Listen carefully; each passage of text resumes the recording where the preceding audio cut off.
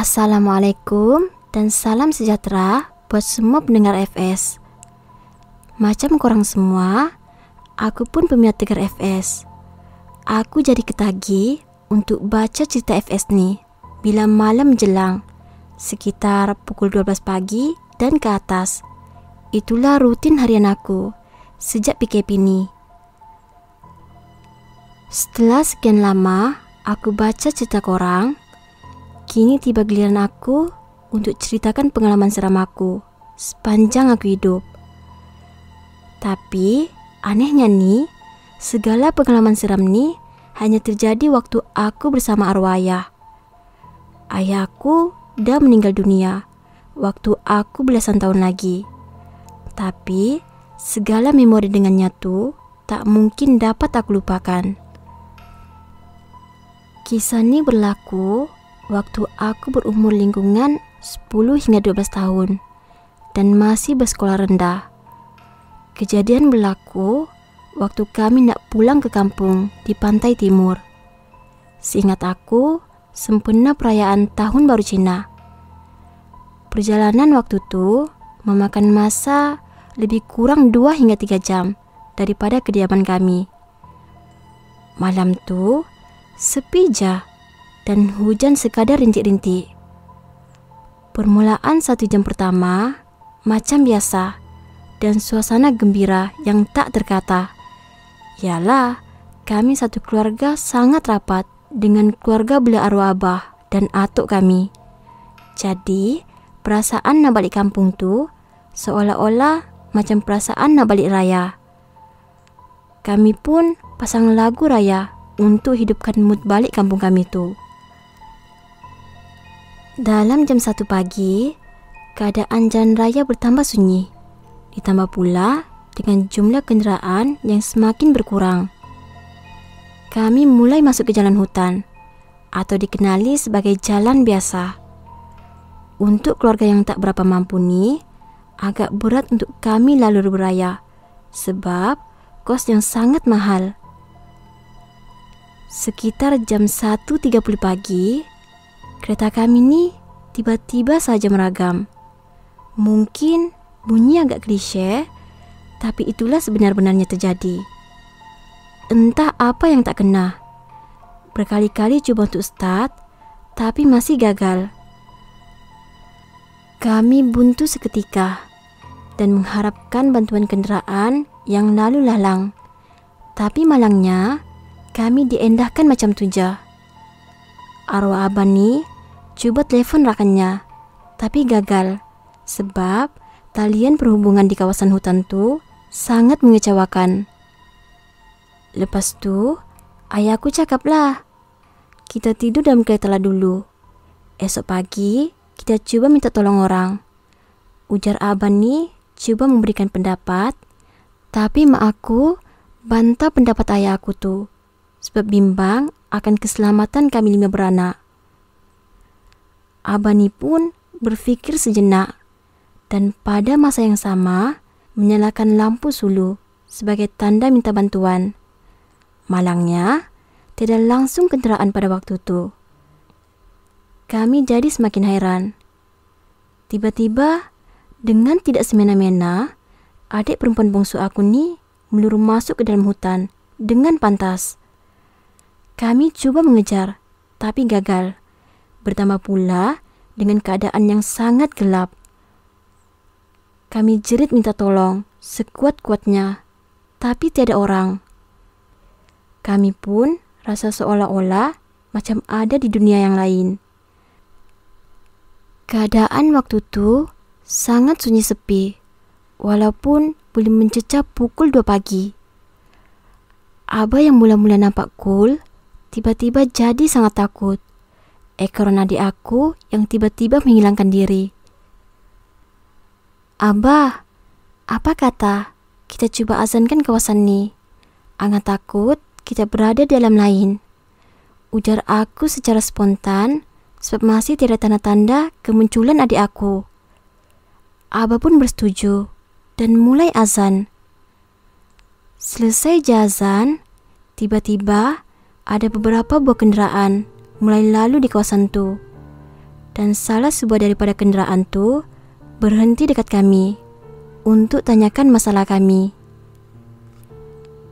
"Kenapa nih Encik? Kenapa duduk di kawasan gelap waktu macam ni?"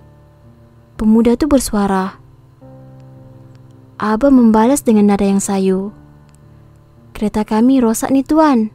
Dah dekat sejam kami ada dekat sini. Anak bongsu perempuan kami pun tiba-tiba je lari masuk ke dalam hutan tu tanpa sebab." Pemuda tu tiba-tiba berubah air mukanya dan bertanya, "Berapa umur anak Encik?" Abah pun menjawab, 5 tahun tuan. Dia memakai baju gaun berwarna kuning dan rambutnya bertocang." Selepas Abah menghabiskan ayat terakhirnya, pemuda tu terus berkata, Encik, sebelum saya sampai di sini tadi, saya ada ternampak seorang budak kecil macam yang Encik gambarkan. Tapi dia bukan berseorangan." Abah tersentak dengan kata-kata pemuda tu. "Di mana Encik? Tolong bawa saya ke sana. Itu mungkin anak saya." Pemuda tu pun berlalu pergi dengan membawa Abah dan beberapa lagi rakannya. Waktu tu kami hanya fikirkan keselamatan adik. Biarpun ada sedikit keraguan dengan pemuda tu, namun kami tawakal je dan harap dorang ni adalah orang yang baik-baik. Persoalannya, siapakah dengan adik aku waktu tu? Menurut cerita Abah, waktu dorang lalu kawasan yang dikatakan lelaki tu, memang itu adalah adik. Lengkap berpakaian macam sebelumnya dan langsung tiada cacat celah. Jarak tak kurang daripada 500 meter daripada kawasan kereta kami yang rosak. Abah pun panggil nama adik dengan kuat. Tapi adik aku ni seolah-olah tak pedulikan mereka. Lebih menyeramkan, adik aku ni macam bermain ketinting dengan seseorang. Wajahnya tak jelas kelihatan, tapi fizikalnya seolah-olah nenek tua yang sangat bongkok yang sedang memegang kayu macam tongkat. Abah aku ni beranikan diri juga untuk turun daripada kereta pemuda tu. Naluri seorang ayah ni kuat mengatakan itu memang adik. Dan ternyata benar. Bila Abah berada di hadapan adik, adik mendongakkan kepala. Tapi Abah hairan sebab terdapat kesan cakaran pada muka adik aku. Tanpa membuang masa, Abah terus merangkul adik dan masuk ke dalam kereta.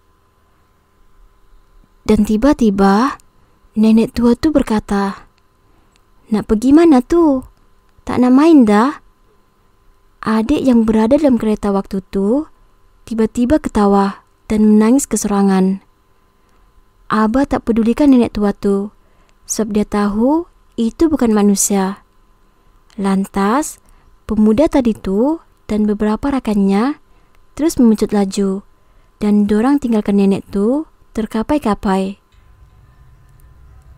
Sampainya Abah dan pemuda tu di kawasan kereta kami yang rosak, adik dah berhenti ketawa. Pemuda tu pun hulurkan bantuan. Alhamdulillah, setelah beberapa kali cubaan, kereta kami berjaya dihidupkan. Abah ni pun hulurkan wang sagu hati kepada pemuda tu, tapi dia tolak. Pemuda tu dengan baik hati berhajat untuk ikut kereta kami daripada belakang jika terjadi apa-apa.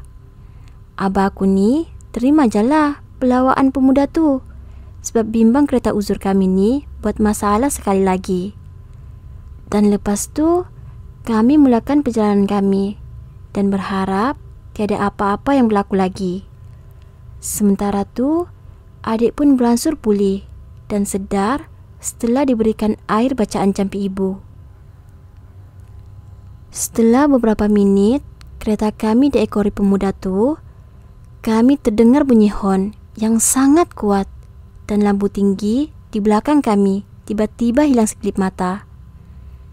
Abah memandang melalui cermin dan kata kepada kami, jangan pandang belakang. Kami ni pun patuh arahan Abah dan tutup mata kami untuk pura-pura tidur, sehingga kami betul-betul terlelap. Kami dikejutkan setelah sampai di kampung lebih kurang pukul 5 pagi macam tu. Paginya tu, Abah pun bercerita yang pemuda tu dan rakan-rakannya dalam kereta cuma berdiam diri je. Abah mula-mula rasa was-was, tapi tidak diendahkannya. Yang penting adalah nyawa adik.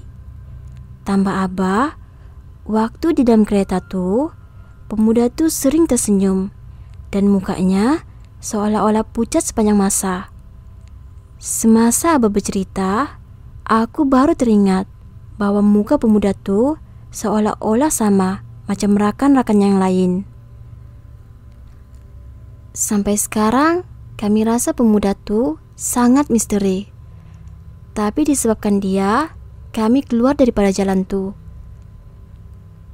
Begitulah salah satu kisah seram aku sepanjang aku hidup dalam dunia ni. Walaupun kisah ni dirasai oleh Abah khususnya, tapi aku tetap rasakan seram tu berdasarkan penceritaan Abah dan suasana aku di sana.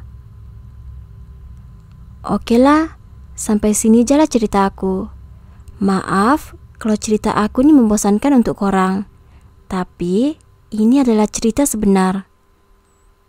Bye semua.